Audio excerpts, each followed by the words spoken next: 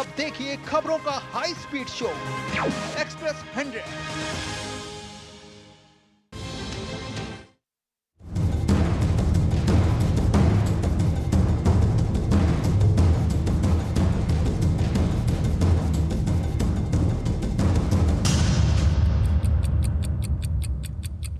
नमस्कार, DD news पर आप देखना शुरू कर चुके हैं हमारा खास प्रोग्राम। इस वक्त मैं हूं लाल चंद्र सिंह।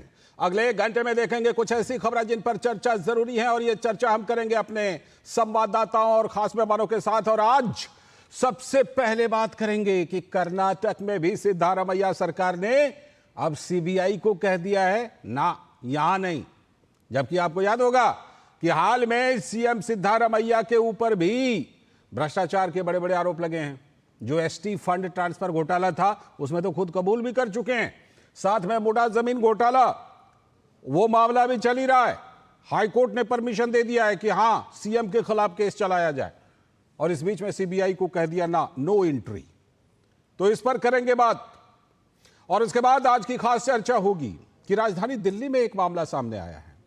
शाही ईदगाह मैदान जो है, वहां पर काफी दिनों से नगर निगम महारानी लक्ष्मीबाई की मूर्ति लगाना चाहता था। तो वक्फ बोर्ड ने और शाही ईदगाह कमेटी जो है उसने इस पर मना कर दिया था, और यह मामला अदालत में गया। तो अब दिल्ली हाई कोर्ट ने कहा है कि वहां पर मूर्ति लगनी चाहिए और वो जमीन डीडीए की है। लेकिन इस बीच में हो क्या रहा है?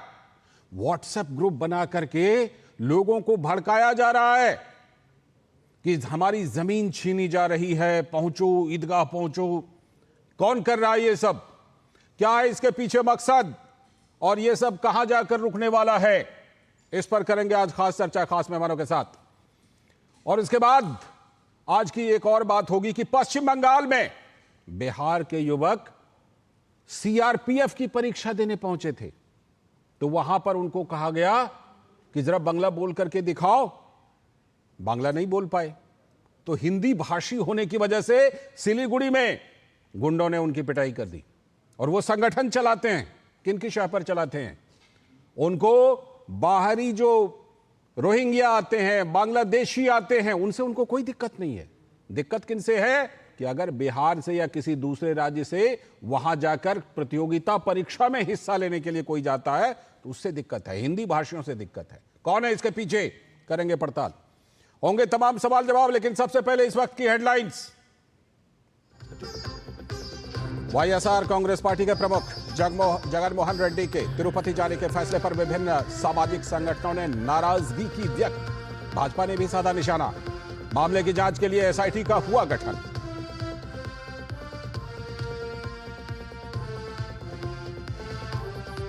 रियासी बस आतंकी हमले की जांच कर रही है एनआईए। उसका जम्मू कश्मीर में 7 जगहों पर छापा। 9 जून को हुए हमले में 9 लोगों की हो गई थी मौत। जम्मू कश्मीर और हरियाणा में विधानसभा चुनाव के लिए सभी राजनीतिक दलों के वरिष्ठ नेता जनसभाओं को कर रहे हैं संबोधित। अमित शाह, राहुल गांधी सहित बीएसपी के नेता सुप्रीमो मायावती भी उतरी मैदान में। दिल्ली नगर निगम में स्थायी समिति के रिक्त पद पर होगा चुनाव। मेयर शैली ओबेरॉय ने उपराज्यपाल के आदेश को बताया अवैध। कहा सदन की बैठक में हस्तक्षेप का नहीं है उनको अधिकार।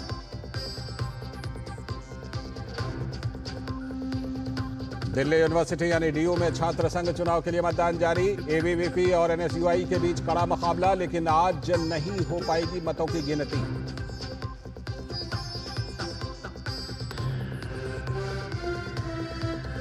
और अब कर्नाटक में भी राज्य सरकार की सहमति के बिना सीबीआई नहीं कर पाएगी कोई जांच। सिद्धारमैया सरकार ने पिछले सरकार के फैसले को वापस लेते हुए अब सीबीआई के लिए लगाया नो एंट्री। भ्रष्टाचार से घिरी कर्नाटक की सरकार का यह फैसला सचमुच चौंकाने वाला।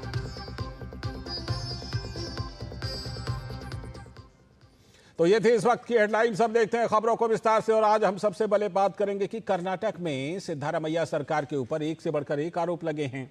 एसटी फंड घोटाले का आरोप है, जो स्वीकार कर चुके हैं कि हाँ, उतना ज्यादा तो नहीं, लेकिन 89 करोड़ हुआ था। उसके बाद मुडा, जो मैसूरू में जमीन आवंटन का मामला है, उसको लेकर सीएम और उनके परिवार पर घोटाले का आरोप है। लेकिन इस बीच में सीबीआई को कह दिया कि ना, सीबीआई नहीं। अब कर्नाटक में राज्य सरकार की सहमति के बिना सीबीआई कोई जांच नहीं कर सकती। सिद्धारमैया सरकार ने पिछली सरकार के फैसले को वापस लेते हुए अब सीबीआई की एंट्री पर ब्रेक लगा दिया है, बैन लगा दिया एंट्री पर। भ्रष्टाचार से घिरी हुई कर्नाटक की सरकार का यह फैसला सचमुच चौंकाती है। कांग्रेस सरकार पर, जो राज्य सरकार है, उन पर इन दिनों भ्रष्टाचार के कई आरोप लगे हैं। खुद मुडा मामले में मुख्यमंत्री सिद्धारमैया भी जांच के घेरे में हैं। इससे पहले पश्चिम बंगाल ने भी सीबीआई की एंट्री पर बैन लगा दिया था, लेकिन कलकत्ता हाईकोर्ट के आदेश के बाद वहां भ्रष्टाचार के दर्जनों मामलों की जांच सीबीआई कर रही है। इस बीच प्रमुख विपक्षी बीजेपी का आरोप है कि मुडा स्कैम में घिरी सरकार ने जल्दबाजी में यह फैसला लिया, लेकिन कांग्रेस पार्टी इससे इनकार करते हुए सीएम सिद्धारमैया को पाक साफ बता रही है। हालांकि इससे सिद्धारमैया की मुश्किलें कम होती नजर नहीं आ रही हैं, क्योंकि स्पेशल कोर्ट ने उनके खिलाफ जांच के आदेश दे दिए, एमपी एमएलए कोर्ट जो है, और लोकायुक्त अब इस मामले की जांच करेंगे और 3 महीने के अंदर ही अपनी रिपोर्ट देंगे। तो सवाल यही उठ रहा है कि क्या सिद्धारमैया ने अपने आप को बचाने के लिए यह फैसला लिया क्या? क्योंकि जिस तरह के सवाल उठ रहे हैं, तो भाजपा के नेता और कर्नाटक के पूर्व उप मुख्यमंत्री सीएन अश्वत्थ नारायण का कहना है कि सुप्रीम कोर्ट ने साफ कहा है कि जांच एजेंसी को जांच से पहले केंद्र की अनुमति की भी जरूरत नहीं है। तो फिर यह स्पष्ट है कि कर्नाटक सरकार खुद को बचाने के लिए यह सब कर रही है। When there is a very clear judgment of the Supreme Court, there is no prior consent required of the government of India itself to even inquire against their own officers. Here the general consent been withdrawn shows very clearly what kind of things are happening in Karnataka. They are scared. They want to protect them. They want to insulate themselves. और इस पूरे मामले पर भाजपा के प्रवक्ता शहजाद पूनावाला ने कहा कि कांग्रेस भ्रष्टाचार की दुकान बन गई है। मोडा घोटाले में मुख्यमंत्री पर आरोप तय हुए हैं, लेकिन इस्तीफा देने के बजाय मुख्यमंत्री अहंकार दिखा रहे हैं। यही सबूत है कि वो खुद को बचाने की कोशिश कर रहे हैं। कांग्रेस पार्टी आज एक लुटेरा चोर, एक प्रोफेशनल चोर, एक प्रोफेशनली करप्ट पार्टी की तरफ पेश आ रही है। मतलब पहले भ्रष्टाचार करती है और फिर भ्रष्टाचार की जब जांच की आंच उसके पास पहुंचने लगती है, तो जैसे एक चोर अपने आप को पुलिस से बचाता है, सीबीआई से बचाता है, एजेंसी से बचाता है, वैसे कांग्रेस पार्टी अपने आप को सीबीआई से बचाने के लिए अब सीबीआई के पास से जो जनरल कंसेंट होता है वही कर्नाटका से विड्रॉ करने का काम उसने किया है। तो भाजपा ने पूरा हमला बोल दिया है। तो कांग्रेस के नेता प्रियंक खरगे का कहना है कि जांच के लिए राज्य सरकार ने एक एसआईटी का गठन किया तो है, भाजपा के पास यदि कोई भी सबूत है तो वो वहां पर पेश करें। The CM is very clear that he is open to investigation, and we have also set up an SIT, right, with one retired judge at the helm of affairs. BJP is more than free to go give any documents of any nature to them, and now that the Lokayukta is also in the loop, they are free to do that also. Instead of talking to the media, let them give all the documents that they have to the investigative agencies. तो ये बड़ी खबर है, जिसमें कि पहले जैसे हमने बताया कि पश्चिम बंगाल ने भी ऐसा किया था, लेकिन कलकत्ता हाईकोर्ट ने कहा नहीं, भ्रष्टाचार की मामले की जांच तो सीबीआई करेगी, केंद्रीय जांच एजेंसियां करेंगी। अब कर्नाटक सरकार ने यह कदम उठाया है। तो इसी पर बात करने के लिए हमारे साथ हमारे सलाहकार संपादक विनोद मिश्र जी यहीं पर स्टूडियो में हमारे साथ जुड़े हुए हैं, और साथ में शुभा भी बेंगलुरु से जुड़ गई हैं। पहले बेंगलुरु से एक अपडेट ले लेते हैं, फिर विनोद जी के पास आएंगे। शुभा, ये जो सीबीआई को नो एंट्री कह दिया गया है कि नहीं, सीबीआई को एंट्री नहीं दी जाएगी, ये क्या अभी जो बेंगलुरु में चर्चा है, बेंगलुरु में जो इस बात पर लोग सोच रहे हैं, बोल रहे हैं, वो कहीं ना कहीं ये परसेप्शन नहीं गया है कि सीएम ने अपने आप को ही बचाने के लिए ये फैसला ले लिया है क्या? सीएम ने अपने आप को बचाने के लिए जो एसआईटी का रचन किया था, एसआईटी का प्रकरण में तो तनिखा का वर्दी अभी तक नहीं आया है, बल्कि इसके बाद हाईकोर्ट में भी हम देख सकते हैं इन्होंने न्याय दिया था, पर अभी जांच के लिए इन्होंने ग्रीन सिग्नल दिया था। अब सीबीआई इस मामले को इन्वेस्टिगेशन करने के लिए तैयार था, लेकिन अभी हम देख सकते हैं सीबीआई को अपने हाथ में लेने का कोशिश कर्नाटका के सरकार कर रहे हैं। कांग्रेस सरकार जो कर्नाटक में आडಳಿत कर रहा है, इन्होंने सीबीआई को अपने हाथ हाथ में लेने का कोशिश कर रहे हैं। सीबीआई जो एक ऐसा संस्था है जहां में जो ना किसी को देते हुए ना किसी को सुनते हुए इन्होंने अपने स्वतंत्रता से तनिक कर सकते हैं, लेकिन उसी स्वतंत्र तनिका संस्था को अपने हाथ में लेने का जो कोशिश कर रहे हैं कर्नाटका के सीएम सिद्धरामैया ने, इसके साथ हम देख सकते हैं कि कर्नाटका के सीएम जिस तरह से घोटाले में शामिल है और जो इन्वेस्टिगेशन से बाहर सच बाहर आने का वक्त आ गया तो इनके सामने तो डर लग रहा है, इनको डर लग रहा है अभी क्या होगा आगे, लोगों के सामने अगर सच आया तो वो कैसे हैंडल करेंगे और कैसे उनको उत्तर देना पड़ सकता है। ऐसे सारे इन्वेस्टिगेशन सोचकर इन्होंने सीबीआई को अपने हाथ में लेने का कोशिश कर रहे हैं। ठीक है शुभा, जैसा और बता उसके रही साथ साथ ही कर्नाटका के लोगों के कंफ्यूज करने का भी एक सोच है। सीबीआई तो इन्वेस्टिगेशन का एक संस्था है जो अभी कर्नाटक सरकार ने सीबीआई को अपने हाथ में लेने का कोशिश कर रहे हैं। लोग भी अभी कंफ्यूज हो रहे हैं कि कौन से कैसे हो रहा है कर्नाटक में, ऐसे सोचकर। बिल्कुल बने रहिएगा हमारे साथ शुभा। आपने बिल्कुल सही कहा कि वो अपने हाथ में ये रखना चाहते हैं कि जब हम कहें तो आए सीबीआई, जब ना कहें तो ना आए। विनोद जी, जो अभी सिद्धारमैया सरकार ने ये फैसला लिया है, एक तो देखिए सिद्धारमैया की, मुख्यमंत्री सिद्धारमैया की खुद की मुश्किलें लगातार बढ़ती जा रही हैं। पहले कर्नाटक हाईकोर्ट ने कहा कि हाँ जांच तो राज्यपाल का आदेश सही था, जांच होनी चाहिए। अब उसके बाद एमपीएमएलए कोर्ट ने कहा है 3 महीने के अंदर जांच करके रिपोर्ट दीजिए। क्या सिद्धारमैया किसी घबराहट में है जिसकी वजह से ये फैसला ले लिया, और ये देखते हुए भी कि पश्चिम बंगाल में ऐसा फैसला लिया था लेकिन वो चला नहीं क्योंकि वहां फिर हाईकोर्ट ने दखल दिया और सीबीआई वहां पश्चिम बंगाल में जांच कर रही है, तो फिर कर्नाटक में भी ऐसा हो सकता है?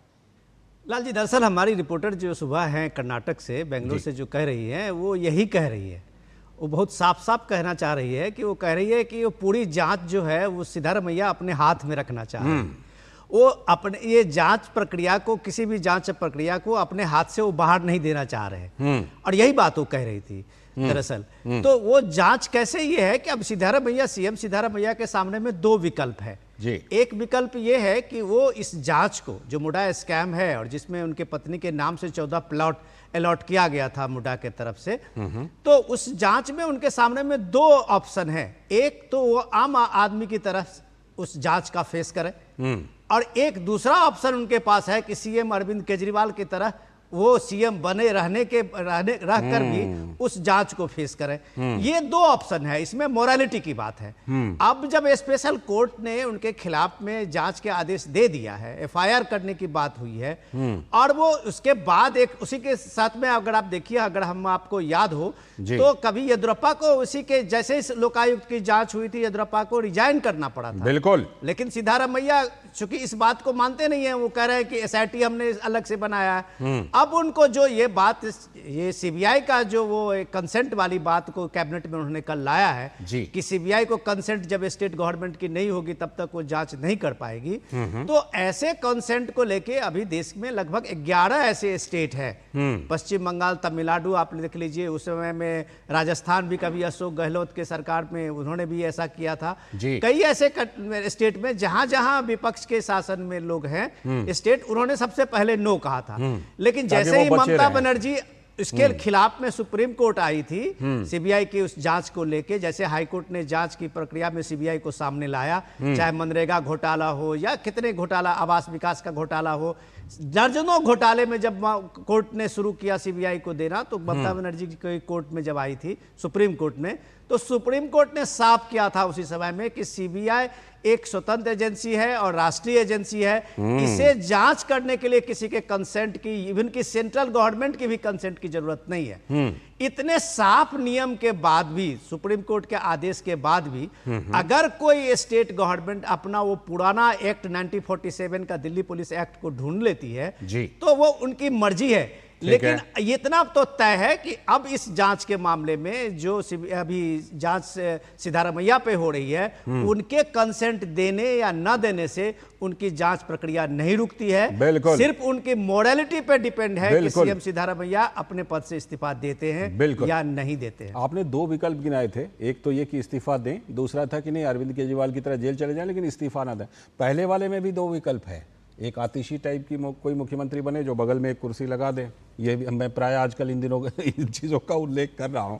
लेकिन मैं शुभा के पास चलता हूं। शुभा, भारतीय जनता पार्टी जो प्रमुख विपक्षी पार्टी है, जेडीएस भी, इस चीज के बाद उन लोगों को लगातार सिद्धारमैया पर, कांग्रेस की राज्य सरकार पर, स्टेट गवर्नमेंट पर हमला करने का वो लगातार मौका दे रहे हैं सीएम सिद्धारमैया, क्योंकि जिस तरह के डेवलपमेंट हुए कि पहले हाई कोर्ट ने कहा कि हां गवर्नर का ऑर्डर सही था, उसके बाद एमपी एमएलए कोर्ट ने कहा कि 3 महीने में जांच करके दीजिए, और अब सिद्धारमैया सीबीआई को कह रहे हैं नो एंट्री। तो इससे विपक्ष को, ऑपोजिशन को काफी वहां पर मौका मिला है हमला बोलने का।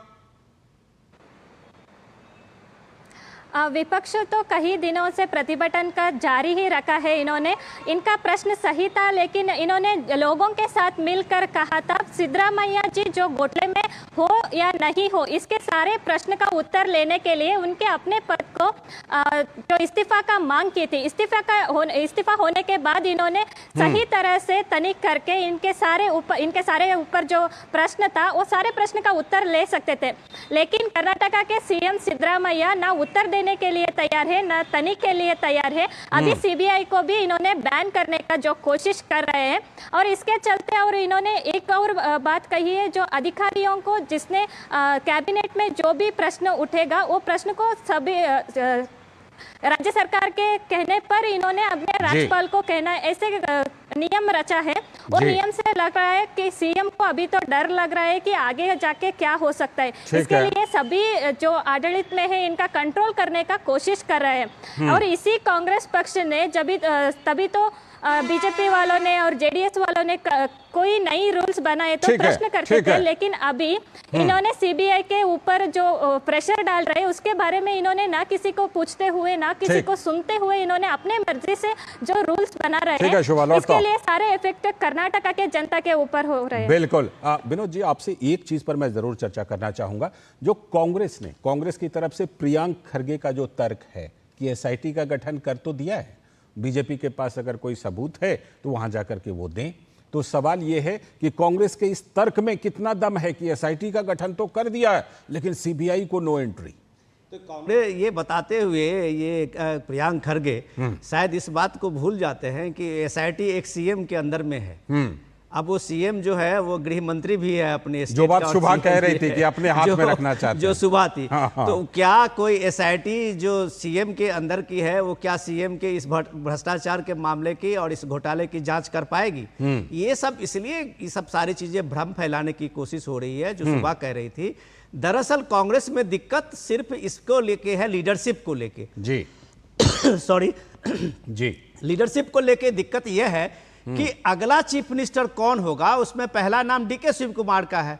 डीके शिव कुमार खुद सीबीआई की जांच में है, डीए केस में, आपको याद होगा जी। और वो हाई कोर्ट से लेके सुप्रीम कोर्ट तक दौड़ रहे हैं और कर्नाटक सरकार ने एक तरह से उनको क्लीन चिट भी दिया है। लेकिन फिर भी उनका वो मामला जो है सीएम बनने के साथ में वो सीबीआई का वो केस ही था। उसके साथ में जो प्रियंक खड़गे अभी बाइट दे रहे थे, प्रियंक खड़गे खुद भी एक सीएम के दावेदार है, दलित के चेहरा के नाम पे। तो आज की तारीख में कर्नाटक में कांग्रेस की तरफ से 11-12 ऐसे नेता हैं जो सीएम के दावेदार माने जाते हैं।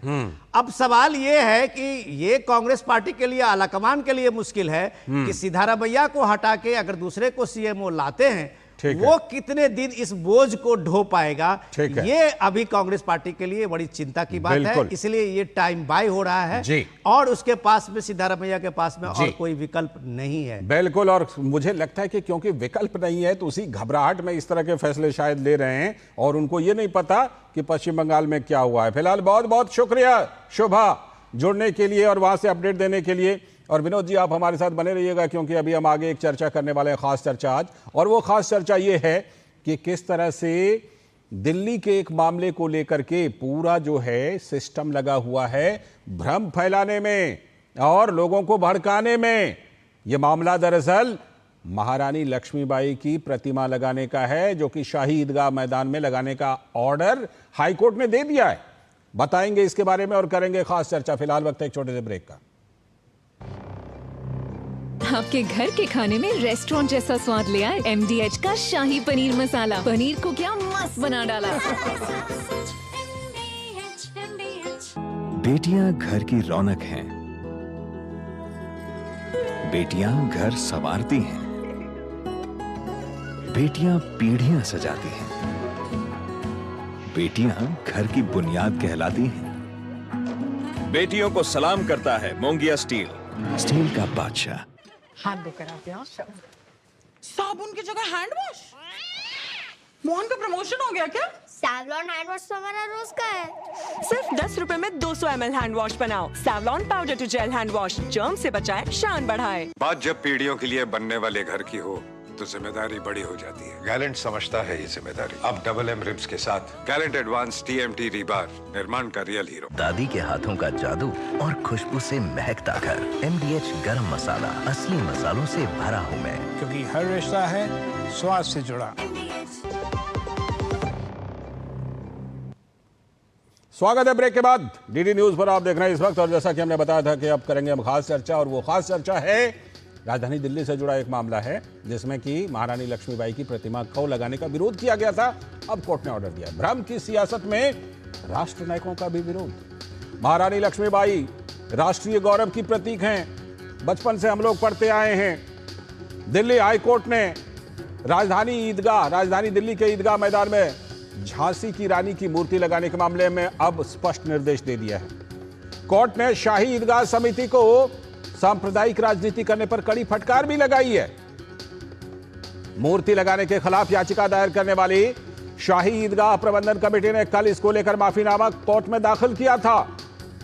शाही ईदगाह के पास DDA की जमीन पर लगाई जा रही मूर्ति को लेकर लोगों के बीच कई तरह के भ्रम फैलाए जा रहे हैं। इस बीच तो भारी पुलिस व्यवस्था के बीच हालात को संभालने की पूरी कोशिश की जा रही है। लेकिन सवाल यह कि कौन है वो लोग जो व्हाट्सएप ग्रुप बनाकर ज्यादा से ज्यादा लोगों को शाही ईदगाह मैदान में जुटने के लिए कह रहे हैं, और उन्हें जमीन छीने जाने की बात कह करके उन लोगों को भड़का रहे हैं। अब कह रहे हैं अब नहीं जागोगे तो कब जागोगे, अब नहीं लड़ोगे तो कब लड़ोगे। इस तरह के उत्तेजक वायरल मैसेज फैलाकर गुमराह करने की साजिश में वही लोग तो हैं जो अब तक लोगों को वक्फ बिल पर गुमराह करते रहे हैं। पिछले दिनों दिल्ली की DDA की जमीन पर वक्फ बोर्ड के दावे को हाई कोर्ट ने खारिज कर दिया था। साथ ही कोर्ट ने उस जमीन पर महारानी लक्ष्मीबाई की मूर्ति को लगाने का आदेश दिया था। दिल्ली हाई कोर्ट ने 13,000 वर्ग मीटर में फैले पार्क को DDA की संपत्ति घोषित की और वक्फ बोर्ड के दावे को पूरी तरह से खारिज कर दिया था। दिल्ली हाई कोर्ट ने कहा था कि झांसी की रानी धार्मिक रेखाओं से परे होते हुए राष्ट्रीय नायिका हैं। याचिकाकर्ता सांप्रदायिक रेखाएं खींच रहे हैं, यह सलाह विभाजनकारी है।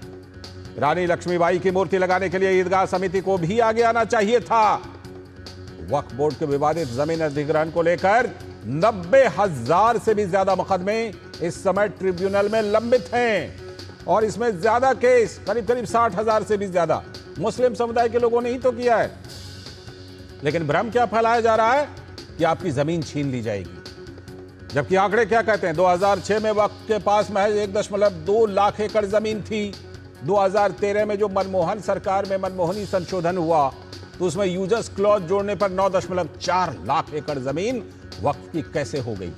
इसका जवाब किसी के पास नहीं है, विपक्षी इंडी गठबंधन के नेताओं के पास भी नहीं और वक्फ बोर्ड से जुड़े लोगों के पास भी। दरगाह समिति का दावा है कुछ परिवारों की मिलीभगत से लाखों एकड़ जमीन को काबिज करके आपस में बंदरबांट कर लिया गया है। गरीब मुसलमानों को वक्फ से कोई लेना देना नहीं है।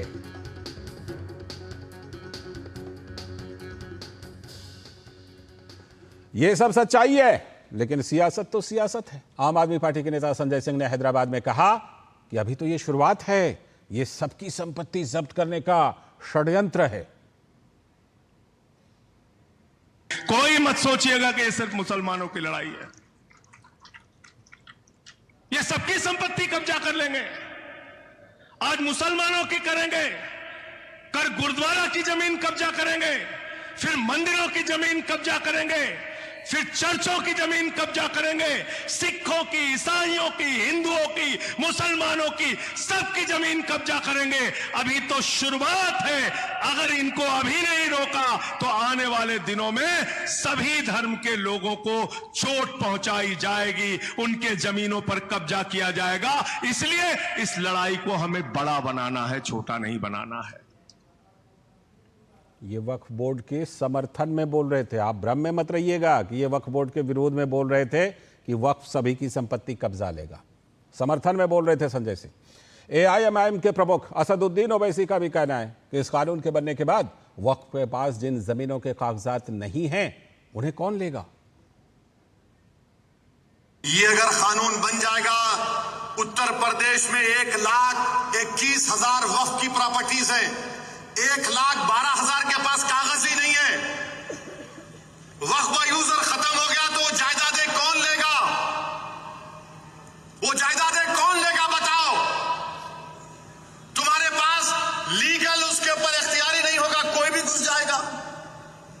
वक्फ का यूजर निकाल दिए, कागज नहीं है फिर भी चिंता है कि वो जमीन कौन लेगा। मौलाना तौकीर रजा का कहना है कि ये कानूनी लड़ाई, आपसी लड़ाई कराने का प्रयास है। दरअसल ये कानून जो है, उन्होंने मुस्लिम समाज से एकजुट होने की अपील की। हमारे सब्र का इम्तिहान लिया जा रहा है। अगर ये पैमाना छलक गया तो नताइज बहुत खराब हो सकते हैं और उसके लिए जिम्मेदार हम नहीं है, क्योंकि हम बर्दाश्त कर रहे हैं, हम पर समझाए जा रहे हैं।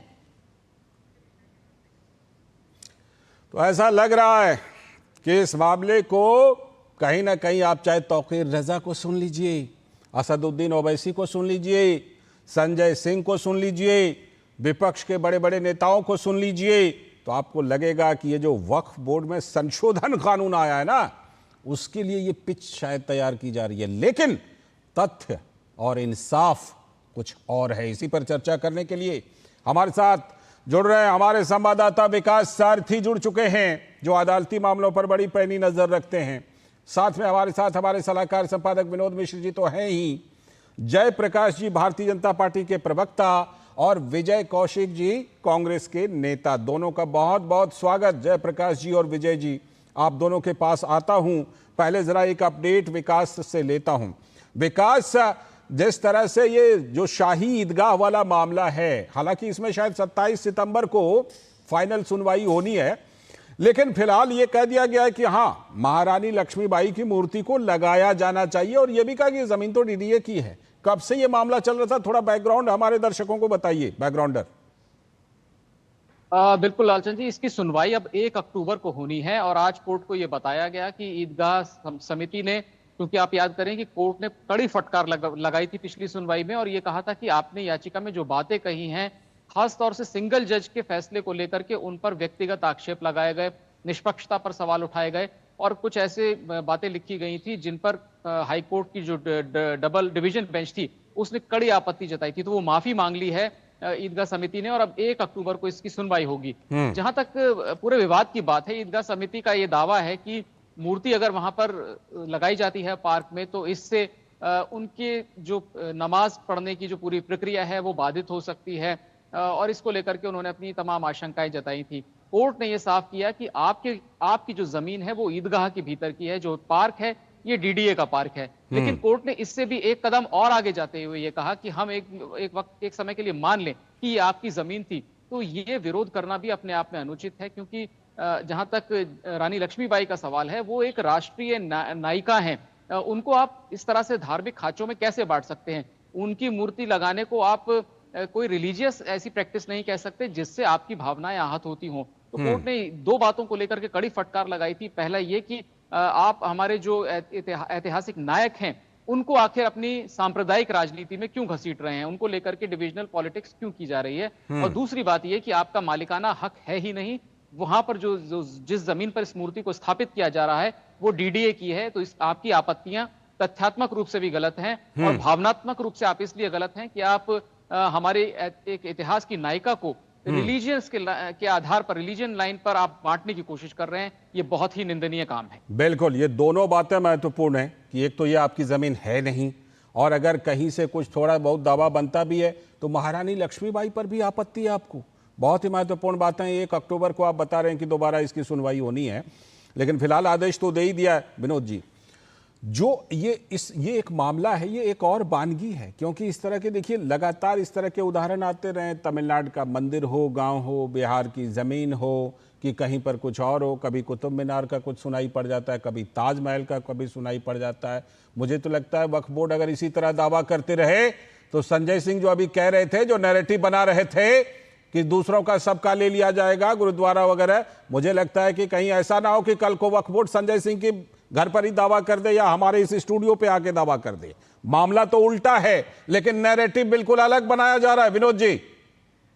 लाल जी, आपने जो ये बाइट आज सुनाया है इस सारे लीडरों का, पहले आप देखिए संजय सिंह आम आदमी पार्टी के बड़े नेता हैं और वो बड़े नेता के साथ साथ में एक तरह से आप देखिए कि आम आदमी पार्टी की वो पूरी आइडियोलॉजी के कर्ता धर्ता भी है जी। तौकीर रजा कांग्रेस के प्रबल समर्थक माने जाते हैं। पूरे इलेक्शन में तौकीर रजा कांग्रेस पार्टी के लिए काम करते हैं। ओवैसी साहब की अपनी पार्टी है और पूरे देश में मुसलमानों के सबसे बड़े रहनुमा का दावा वो कर रहे हैं।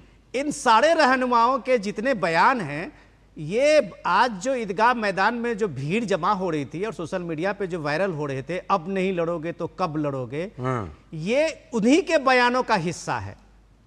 बिल्कुल। इन लोगों ने जो माहौल बनाने की पूरी कोशिश की है देश में और जो जहर फैलाने की कोशिश की है, उसका ये नतीजा है कि कल से आप देख रहे हैं कि सैकड़ों दिल्ली पुलिस के और पैरामिलिट्री फोर्सेस को वहां तैनात किया गया है ईदगाह मैदान में।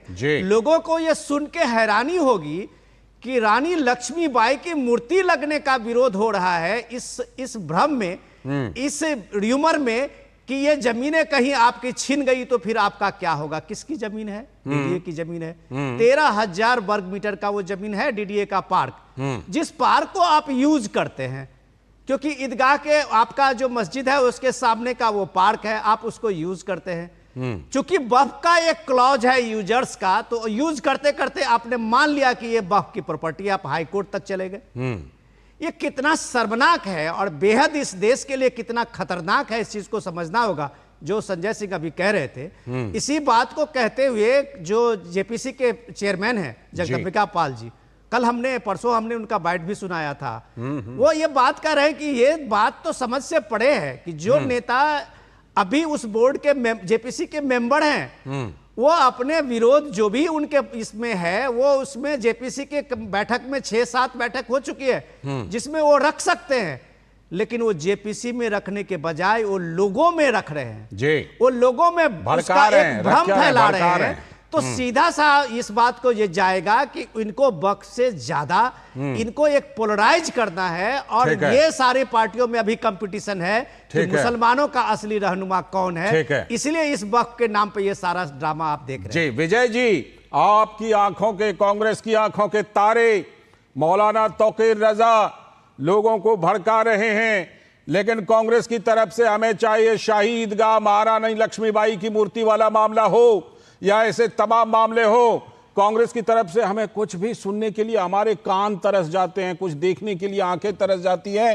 कांग्रेस का क्या स्टैंड है विजय कौशिक जी? देखिए, सबसे पहली बात, अगर दिल्ली के मुसलमानों को कोई भड़का रहा है शाही ईदगाह के सामने, अगर नहीं सच में भड़का रहा है, अगर सच में भड़का रहा है तो मोदी सरकार क्यों हाथों में छुरियां डालकर बैठी हुई है? कार्रवाई करेगी, फिर आप लोग हंगामा कीजिएगा। दिल्ली पुलिस उनके पास है। देखिए, कांग्रेस पार्टी संविधान से ऊपर नहीं है। हमारे राहुल गांधी जी संविधान की रक्षा का वचन लेकर अपना काम करते हैं, तो कोर्ट ने जो आदेश दिया है उसकी अवहेलना कांग्रेस पार्टी कैसे कर सकती है? हमारे दिल्ली प्रदेश कांग्रेस कमेटी के अध्यक्ष देवेंद्र यादव जी, राहुल गांधी जी, सब दिल्ली हाई कोर्ट के उस फैसले का सम्मान एक बात बीच में जोड़ना चाहता हूं मैं विजय जी, एक बात बीच में जोड़ना चाहता हूं। देखिए, कानूनी डंडा तो अंत में आता ही है, ठीक है, लेकिन कानूनी डंडे से पहले भी बहुत हम सबकी अपनी अपनी भूमिकाएं हैं। हमारी भी भूमिका है जो हम अभी कर रहे हैं स्टूडियो के जरिए। एक नेता होने के नाते, एक प्रमुख विपक्षी पार्टी होने के नाते कांग्रेस की भी इस देश में बहुत बड़ी भूमिका है। हम उसी भूमिका पर पूछ रहे हैं आपको। नहीं, उसी भूमिका के चलते मैं कह रहा हूं आपसे कि जो जमीन ईदगाह की है ही नहीं, जो हाई कोर्ट ने उनका दावा खारिज कर दिया, तो उस डीडीए पार्क में कुछ भी अगर काम होता है तो उसमें मुस्लिम समाज को दखल नहीं देना चाहिए, पहली बात। बिल्कुल। दूसरी बात, ये हुई ना बात, क्या महारानी लक्ष्मीबाई केवल हिंदुओं की थी? यही सवाल अदालत ने पूछा है सर। वो मुसलमानों की हमसे भी ज्यादा थी। क्यों? क्योंकि उन्होंने भी सर्वधर्म सद्भाव में रखते हुए मुसलमानों की भी रक्षा की। उनकी आर्मी में मुसलमान भी थे, तो हिंदू ही नहीं थे, तो मुसलमानों को तो उनकी ज्यादा इज्जत करनी चाहिए। फिर भारत में रह रहे मुसलमानों के पूर्वज कौन है? हिंदू हैं। कांग्रेस पार्टी यही तो मानती है। फिर सबसे बड़ी बात यह है कि इस तरह का विरोध करना एक नैरेटिव लेकर आ गए। ये नैरेटिव से आप कांग्रेस पार्टी को दिक्कत में ला देंगे। आप इस नैरेटिव से रखेंगे तो आपकी पार्टी अभी हिमाचल में मंत्री अनिरुद्ध सिंह और विक्रमादित्य सिंह मुश्किल में आ चुके हैं। अब आप देखिए चैनल पर सुनिए ये बयान आपको कांग्रेस पार्टी मुश्किल में आपको ठीक है। मुझे जयप्रकाश जी के पास जाने दीजिए। जयप्रकाश जी, विजय जी, एक लाइन हाँ कीजिए पूरी कीजिए सर। आपके चैनल पर मुझे 50 बार धमकियां दी गई कि आप हिंदुओं की बात करते हैं इसलिए कांग्रेस निकाल देगी, आप मुसलमानों के खिलाफ बात करते हैं। मैं मुसलमानों के खिलाफ बात नहीं करता, मैं देश के हित में बात करता हूं और ये कांग्रेस पार्टी के संविधान में है। यही काम हम लोगों को करना चाहिए विजय जी, जो आपकी पार्टी नहीं करती है, इसीलिए सवाल उठते हैं। ठीक है, लेकिन आप जो है कई बार अच्छी बातें करते हैं लेकिन आपकी पार्टी नहीं करती, इसीलिए सवाल बन जाता है विजय जी। मैं जयप्रकाश जी के पास। जयप्रकाश जी, विजय जी का तर्क है कि भाई गलत हो रहा है तो उठाइए कानूनी डंडा, चलाइए कानूनी डंडा, बाकी ये सब चीजें करने की क्या जरूरत है, कानूनी डंडा से सब कुछ हो जाएगा क्या? जयप्रकाश जी, देखिए सबसे पहले तो मुझे इस बात का खेद है कि इस देश के अंदर जो तुष्टीकरण की राजनीति है वो लगातार देश के अंदर माहौल भी गड़बड़ाती है, सांप्रदायिक तनाव भी पैदा करती है और वो तुष्टीकरण की राजनीति। एक मिनट, मैं वापस लौटता हूं। इस समय सीधे चलते हैं हरियाणा के अंबाला, जहां पर केंद्रीय गृह मंत्री और भाजपा के वरिष्ठ नेता अमित शाह चुनावी जनसभा को संबोधित कर रहे हैं। जिताएंगे क्या? अरे ऐसे नहीं भाई, जोर से बोलो, जिताएंगे। कमल के निशान पर बटन दबाएंगे, हरियाणा में भाजपा सरकार बनाएंगे, सैनी जी को मुख्यमंत्री बनाएंगे, मोदी जी के हाथ मजबूत करेंगे। तो मेरे साथ दोनों हाथ उठाइए दोनों हाथ, मुट्ठी भींच कर जयकारा लगाइए, जय श्री राम, जय जय श्री राम, वंदे वंदे वंदे भारत माता की। सीधा प्रसारण आप हरियाणा के अंबाला से देख रहे थे, जहां पर केंद्रीय गृह मंत्री और भाजपा के वरिष्ठ नेता और भाजपा के पूर्व राष्ट्रीय अध्यक्ष अमित शाह वहां पर जनसभा को संबोधित कर रहे थे और भाजपा के पक्ष में चुनाव प्रचार कर रहे थे। ये सीधा प्रसारण आप देख रहे थे। लौटते हैं आज की चर्चा पर, और आज की चर्चा में अभी इस सीधे प्रसारण पर जाने से पहले जयप्रकाश जी अपनी बातें रख रहे थे। जयप्रकाश जी, आप अपनी बातें पूरी कीजिए, जिसमें विजय जी ये कह रहे थे कि सब कुछ कानूनी डंडा चलाकर कर लीजिए, कानूनी डंडा चलाइए, मामले को सुलझाइए। देखिए, जैसे मैं कह रहा था कि इस देश की राजनीति को तुष्टीकरण ने इतना बर्बाद कर दिया है कि आज राष्ट्र नायक जिन्होंने देश को आजाद कराया, जिन्होंने हंसते हंसते अपना बलिदान दे दिया, उन लोगों को भी इनका सामना करना पड़ रहा है। आज वो ऊपर बैठ करके क्या सोच रहे होंगे कि इस देश को आजाद कराने में हमने जो बलिदान दिया, ये लोग अपनी वोटों की खातिर इस देश को कहाँ लेके जाएंगे। तो उसकी जो जननी है वो तो कांग्रेस ही है, लेकिन दिल्ली और देश के अंदर जितनी भी पार्टियां हैं जो तुष्टीकरण को अपना करके राजनीति कर रही हैं, वो उनके रास्ते पे चल रही हैं। तो तुष्टीकरण के खिलाफ आपकी क्या रणनीति है जयप्रकाश जी? हमारी रणनीति यही है कि सबका साथ सबका विकास, इस देश के अंदर सबको साथ लेके चलना है। हमारे जो राष्ट्र नायक है उनका सम्मान होना चाहिए, और दिल्ली की सरकार जिसने जो व्हाट्सएप पर लोगों को भड़का रहे हैं उनको भी साथ लेकर चलिएगा। जो दिल्ली के अंदर भड़का रहे हैं वो कानून अपना काम कर रहा है। जिन लोगों ने कल पथराव किया वो कानून उन पर काम कर रहा है। वहां पर शांति कायम है, और मैं आपके माध्यम से क्षेत्र के और वहां के सभी लोगों से ये भी अपील करना चाहता हूं कि लोगों के भड़कावे में ना आए, लोगों के बहकावे में ना आए, और शांति प्रिय ढंग से वहां जो प्रोजेक्ट है उसको पूरा होना चाहिए। बिल्कुल, हम भी आपकी बात को दोहराते हैं, खासतौर पर उस इलाके के लोगों के लिए, कि बिल्कुल जो कानून सम्मत है वही होगा, वही होना चाहिए। लेकिन कानून में अब आगे होगा क्या विकास सारथी? जैसा कि हम समझ रहे हैं विकास जी, मैं लौटता हूं जयप्रकाश जी लौट करके आपकी फिर टिप्पणी लूंगा। विकास, 1 अक्टूबर को अब होना क्या है? क्योंकि ये दोनों बातें तो अदालत ने कही हैं कि हाँ, महारानी लक्ष्मीबाई की वहां पर मूर्ति लगनी चाहिए, और दूसरी बात ये भी कि एक जमीन डीडीए की है। तो अब 1 अक्टूबर को क्या फाइनल फैसला आना है इसमें? क्या होगी कानूनी प्रक्रिया? बिल्कुल, हम उम्मीद कर सकते हैं कि अब अगली सुनवाई में कोर्ट इस याचिका का निपटारा कर दे, क्योंकि इसमें जो प्रथम दृष्टया डिवीजन बेंच का भी यही मत था कि जमीन जो है वो डीडीए की है और सिंगल जज के आदेश में कोई भी गड़बड़ी नहीं है, उसकी फाइंडिंग्स में कोई ऐसी त्रुटि नहीं है जिसके चलते डिवीजन बेंच उसमें दखल दे। तो जो माफीनामा है समिति की ओर से उसको स्वीकार अगर कोर्ट कर लेता है तो इस मामले को अगली सुनवाई पर भी बंद किया जा सकता है। हालांकि कोर्ट के ऊपर है कि इस माफीनामे से कितना संतुष्ट दिखती है डिवीजन बेंच, और उसके बाद ही इसका आगे का भविष्य तय होगा। लेकिन जहां तक जमीन के मालिकाना हक की बात है, उसको लेकर डिवीजन बेंच ने कहीं पर भी कोई आपत्ति नहीं जताई है सिंगल जज के ऑर्डर पर कि कहीं पर कोई गलती की है जज ने। तो इसीलिए हमको लगता है कि डिवीजन बेंच भी जल्द ही इस मामले का निपटारा कर देगी, और मूर्ति स्थापित करने को लेकर के तो पहले ही हरी झंडी दी जा चुकी है दिल्ली हाई कोर्ट। ठीक है। विनोद जी, जो माफीनामे का जिक्र अभी विकास कर रहे थे, जानते हैं उसकी जरूरत क्यों पड़ी, हम लोग बता भी चुके हैं। दरअसल हो क्या रहा है इन दिनों कि जो लोग बात बात पर आईन का हवाला देते हैं, संविधान का हवाला देते हैं, वो अदालतों पर और जजों पर तीखी टिप्पणी करने से, इल्जाम लगाने से, आरोप लगाने से चूकते नहीं है जब उनके खिलाफ कोई फैसला आता है। तो उसी माफीनामे की बात हो रही थी विनोद जी। फैशन बन गया इन दिनों, जब कभी भी किसी के पक्ष में फैसला ना आए, जिस तरह एकदम फरमाइशी फैसला ना आए, तो अदालत पर, जज पर उंगली उठा दो, कह दो कि ये फला संगठन का है, फला सरकार का अदालत है, फला सरकार के जज है। ये प्रचलन बन चल गया है विनोद जी इन दिनों। ये देखिए दिलाल जी, पिछले दिनों से आप देख रहे हैं कि आपने देखा होगा केजरीवाल पार्टी के, जीके पार्टी के, आम आदमी पार्टी का, कि जब कभी भी कोर्ट से बेल मिलता है तो सत्यमेव जयते का एक बड़ा स्लोगन सोशल मीडिया से लेके और सारे उनके बड़े छोटे नेता इस लेके सामने में आ जाते हैं जी। और जैसे ही उनके खिलाफ में कोई फैसला आता है तो सीधे कोर्ट को कटघरे में खड़ा करते हैं।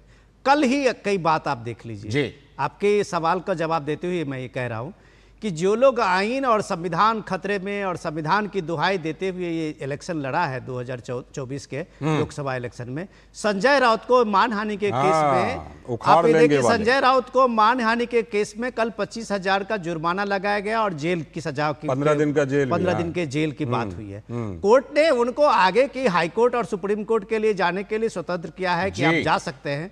लेकिन आप संजय राउत की आप बाइट सुने और संजय राउत की बात सुने तो शायद आप हैरान होंगे कि वो इस बात को कह रहे हैं कि जब पीएम ये चीफ जस्टिस के यहाँ लड्डू खाने जाते हैं तो फिर हमारे तो जेल मिलना ही है।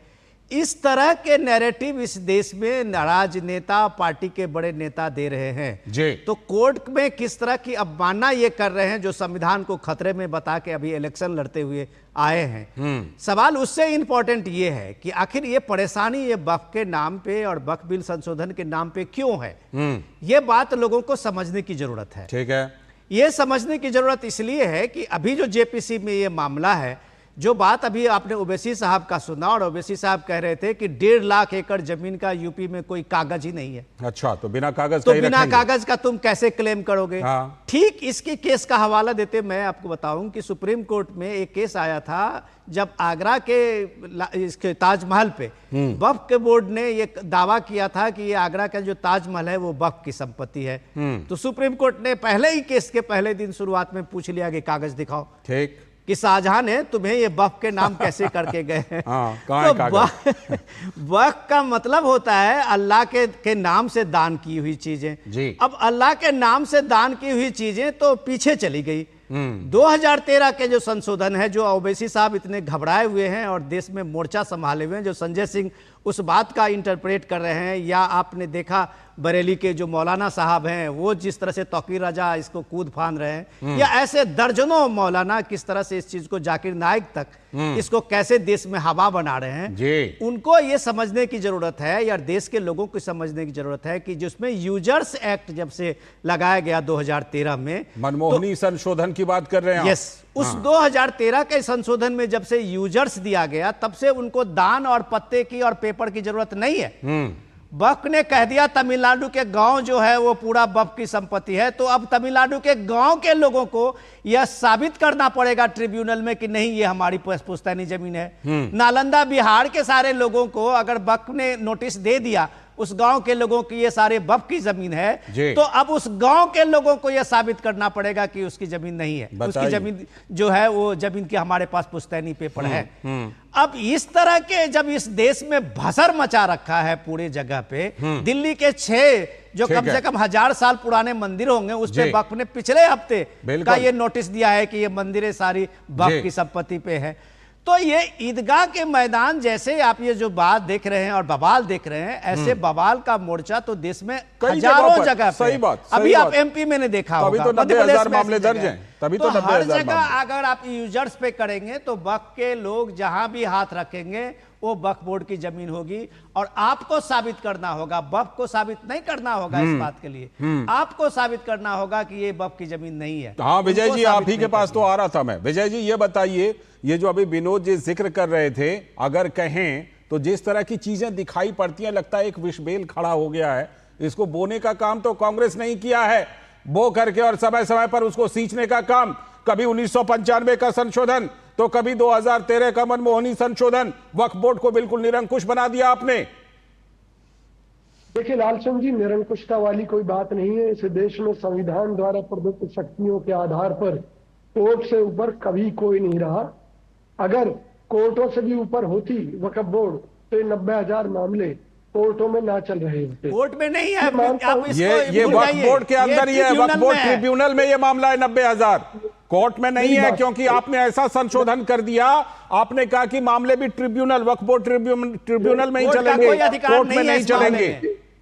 लालचंद जी, उसके बावजूद भी बहुत से मामले कोर्टों में हाँ, हैं। कुछ मामले हैं, मान गया, कुछ मामले हैं कोर्ट में, तो इसलिए ऐसी बात नहीं है कोर्ट से ऊपर या संविधान से ऊपर कोई नहीं है। लेकिन संजय राउत जैसे लोग तो कहते हैं कोर्ट कुछ नहीं है। सुन तो लीजिए, देखिए अगर हमारी पार्टी ने गलतियां ना की होती तो 2014 से लेकर अब तक हम सत्ता में क्यों नहीं आ पाए? केवल बीजेपी के एक झूठे नैरेटिव के कारण नहीं आ पाए कि हम पाकिस्तान परस्त, बीजेपी के झूठे नैरेटिव को किनारे कर दीजिए, अभी हमारे सवालों का आप जवाब दीजिए। क्यों किया था इस तरह का संशोधन जिसने वक्फ बोर्ड को इस तरह इतनी ताकत दे दी? अगर हमारी पार्टी कांग्रेस के संविधान के मुताबिक सही को सही कहती और गलत को गलत कहती तो आज हम सत्ता में होते। ये वाली बात सही है, ये बात एकदम, ये 100% की बात हुई विजय जी। तो रही है, इसको स्वीकार करने में कोई बुराई नहीं। सबसे बड़ी बात ये देश हिंदुओं का है,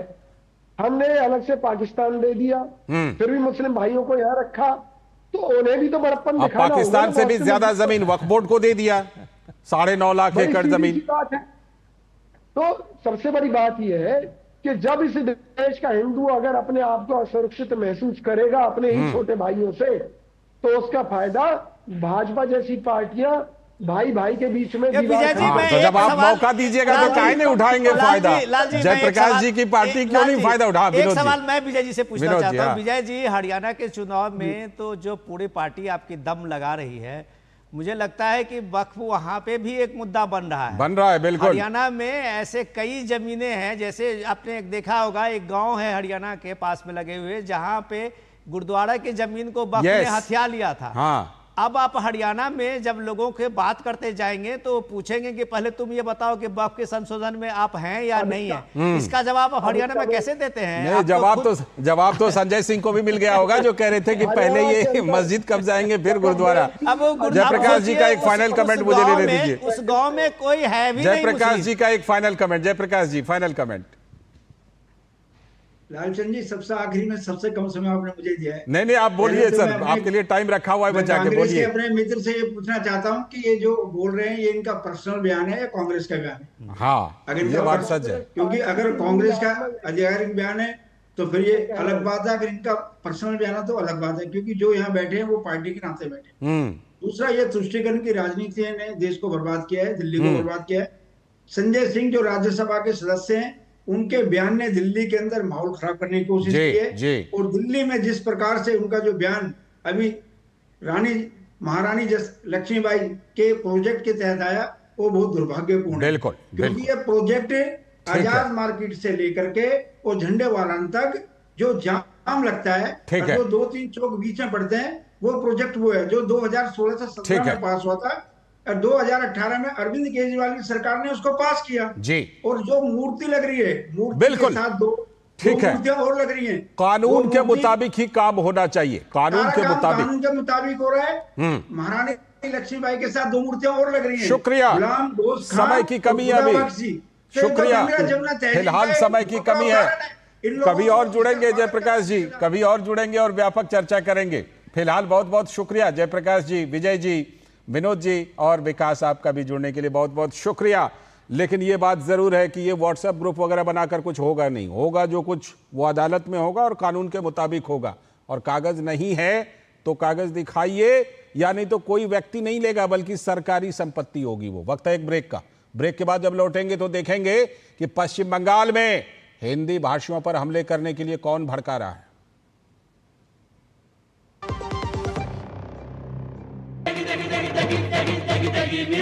MDH की देगी मिर्च, देगी मिर्च का तड़का, अंग अंग फड़का। MDH की देगी मिर्च। बेटियां घर की रौनक हैं, बेटियां घर संवारती हैं, बेटियां पीढ़ियां सजाती हैं, बेटियां घर की बुनियाद कहलाती हैं। बेटियों को सलाम करता है मोंगिया स्टील, स्टील का बादशाह। सुरक्षा की गारंटी हर चीज में जरूरी है, चाहे वो मुश्किल स्टंट हो या अच्छी फसल। इसलिए ले आइए IIL के ट्रैक्टर ब्रांड का शिनबार, जो देता है सुंडी और ट्रिप से सुरक्षा की गारंटी। स्वागत है ब्रेक के बाद। आप देख रहे हैं DD न्यूज पर इस वक्त। और जैसा कि ब्रेक पर जाने से पहले हमने बताया था कि अब मामला हम बताएंगे कि सिलीगुड़ी में जो हुआ है उसके मतलब क्या है, कौन है उनके पीछे। पश्चिम बंगाल में रोहिंग्या और बांग्लादेशी घुसपैठियों का तो स्वागत है, लेकिन प्रतियोगिता में शरीक होने के लिए जाने वाले बिहार के युवाओं पर हमला। तो बीजेपी ने आरोप लगाया कि सिलीगुड़ी में किसके इशारे पर हिंदी विरोध में एक संगठन बार बार हिंदी बोलने वालों को निशाना बनाता है। कौन है यह संगठन जिसे उर्दू से तो कोई दिक्कत नहीं है लेकिन हिंदी से बड़ी दिक्कत है। लेकिन विपक्षी इंडी गठबंधन के नेताओं की चुप्पी है। वोट बैंक की सियासत में कहीं ये हिंदी फंस तो नहीं गई है। तो पश्चिम बंगाल में हिंदी भाषियों से नफरत क्यों है? पश्चिम बंगाल में कौन भड़का रहा है हिंदी भाषियों के खिलाफ नफरत?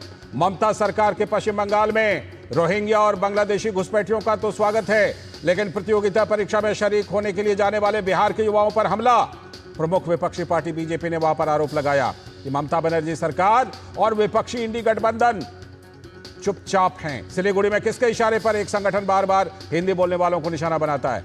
बीजेपी कह रही है कौन है ये लोग, ये संगठन जिनको उर्दू से तो दिक्कत नहीं है लेकिन हिंदी से बड़ी दिक्कत है, बांग्लादेशियों से दिक्कत नहीं है। लेकिन बड़ा सवाल यह है कि ऐसे मामलों पर विपक्षी इंडी गठबंधन के नेता चुप्पी साधे हुए हैं। सिलीगुड़ी में तो बिहार के एक युवक अंकित यादव की भी पिटाई हुई है, लेकिन तेजस्वी यादव ने सिर्फ फोन पर बात करके अपनी रस्म पूरी कर ली।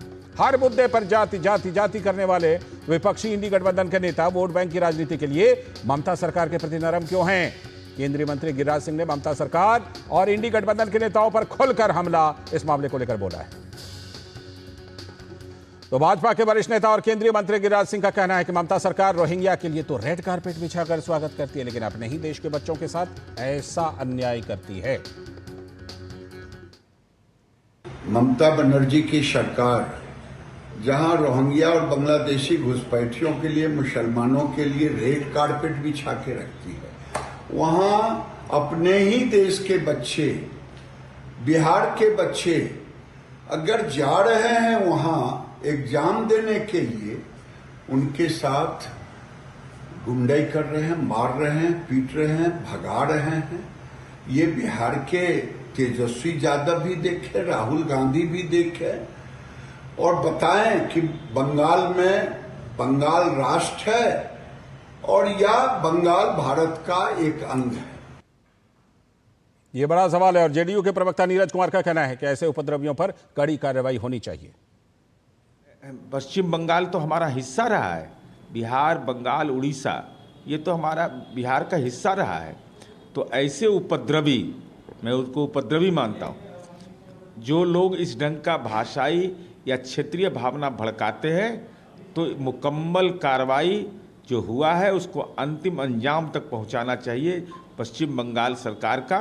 और हमारी उम्मीद है कि पश्चिम बंगाल सरकार इसको गंभीरता से संज्ञान लेगी। तो वही भाजपा के प्रवक्ता शहजाद पूनावाला ने बिहारी छात्रों के साथ हो रहे अन्याय के लिए तेजस्वी यादव की चुप्पी पर सवाल उठाए। तेजस्वी यादव जी, आप तो कैंपेनिंग के लिए भी गए थे, ममता दीदी से मिलने भी गए थे। अब बताइए कि बिहारियों के साथ इतनी पिटाई हो रही है, अभद्रता हो रही है, तो पश्चिम बंगाल की सरकार क्या करेगी? पश्चिम बंगाल की सरकार ही यूपी बिहार के लोगों को गालियां भी बकती है, भारी भारी कहती है। यही मानसिकता है कि पश्चिम बंगाल जो इंडिया अलायंस का साथी है, संविधान बचाओ की बड़ी बड़ी बातें करेंगे और फिर भारतीय लोगों को मारेंगे, और रोहिंग्याओं को नहीं। घुसपैठ आते हैं उनको तो वोट बैंक के रूप में इस्तेमाल किया जाएगा। जुड़ रहे हमारे संवाददाता प्रसेनजीत बख्शी कोलकाता से इस मामले पर और बात करने के लिए। प्रसेनजीत दा, हालांकि कार्रवाई हुई है, लेकिन जरा हिस्ट्री का पन्ना खोलिए कि ये जो लोग हैं जो इस तरह की वहां पर करते हैं, उनकी हिस्ट्री क्या है, कहां से तार जुड़े हुए हैं, कहां से खाद पानी मिलता है ऐसे लोगों को? दादा लालचंद, देखिए कार्रवाई हुई है बोल के जो ये जो पट्टी पढ़ाया जा रहा है यही है, मुश्किल है। कार्रवाई कुछ नहीं है, ये वीडियो वायरल हो गया इसीलिए दोनों आदमी को उठाना पड़ा। नहीं तो मैं आपको बताऊं कि ये ममता बनर्जी का सोची समझी एक साजिश है, ये उपद्रवी को समाज में छोड़ के रखना। और ये पिछले 2021 की विधानसभा चुनाव की पहले से ये लोगों को, ये सारे की सारे संगठन, करीब 3-4 ऐसा संगठन है जिनको पीछे से फंडिंग करना, और ये उपद्रवी जो है ये पूरे समाज में जगह जगह पर कैमरा के सामने उपद्रव किए हुए हैं, लेकिन एक भी जगह पर कोई भी कार्रवाई नहीं किया गया है। यहाँ पे गिरिराज सिंह जैसे मंत्री बयान दे दिए हैं, इसीलिए जब किसी न किसी तरह अपना मुंह छिपाने के लिए इन दोनों को गिरफ्तार कर लिया। मैंने अदालत के ऊपर कुछ नहीं बता सकता हूं, लेकिन मेरे ख्याल से ये दोनों लोग ही अगले 2-3 दिनों में इनको लोगों को जमानत मिल जाए। तो मेरा कहना यह है कि ये बहिरागत जो शब्द है, ये शब्द किसने सामने लाया था? ये ममता बनर्जी ने सामने लाई थी। और ये बहिरागत शब्द को सामने लेकर ये जो छोटे छोटे बांग्ला पक्ष या ऐसा कुछ संगठन है जिन लोगों को पीछे से मदद देना तृणमूल कांग्रेस की, ममता बनर्जी की और तृणमूल कांग्रेस दादा इस मामले को बीजेपी तो उठा रही है, बाकी इंडी गठबंधन की पार्टियां क्या कर रही हैं? कांग्रेस, सीपीएम और तमाम पार्टियां, क्या वो बिल्कुल एकदम खामोश हैं वहां पर? देखिए, वाम मोर्चे की तरफ से तो कोई इसके बारे में हमें कोई बयान नहीं सुन पाया हम लोगों ने। और कांग्रेस की मुश्किल इस बात की है कि कांग्रेस अभी इस सोच में रखे बंगाल में है कि ममता बनर्जी से अपना दोस्ती बनाने के लिए पहले तो उन्होंने अधीर चौधरी को हटा दिया। मेरे दोस्त शुभंकर सरकार को प्रदेश अध्यक्ष बनाया, जिन्होंने अध्यक्ष बनने के बाद ही बता दिया कि हम सोचेंगे किस तरह से तृणमूल कांग्रेस के साथ संबंध सुधारा जाए। तो इसीलिए अब समझ ले सकते हैं कि वाम मोर्चे और कांग्रेस की यहाँ पे हाल क्या है। जो कुछ भी करना है लोगों को करना है और बीजेपी को करना है। कांग्रेस का ही नहीं दादा, कांग्रेस का ही नहीं, मुझे तो लगता है चाहे बिहार में तेजस्वी यादव हो या इंडी गठबंधन के नेता हो, सबका 1 पॉइंट एजेंडा है कि ममता बनर्जी से संबंध बचाए रखो, चाहे मुंह पर टेप लगाना पड़े तो लगा लो। बहुत बहुत शुक्रिया, जुड़ेंगे कभी और करेंगे विस्तार से चर्चा। फिलहाल आपका बहुत बहुत शुक्रिया प्रसेनजीत दा जुड़ने के लिए। और इसी के साथ आज के इस वक्त में इतना ही। नमस्कार।